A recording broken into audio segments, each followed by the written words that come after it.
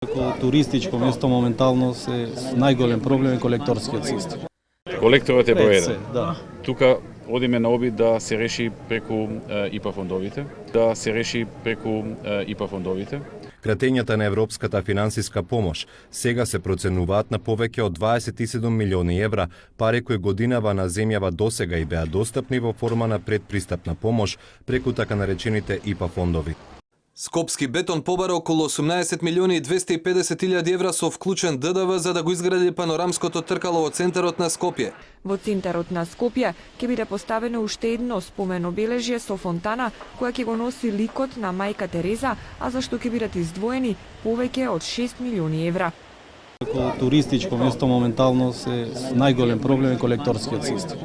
Плоштад ВМРО. Во меѓувреме, на истиот плоштад се постави нов споменик, лав кој е во слична положба како и лавот кој се користи како партиски символ.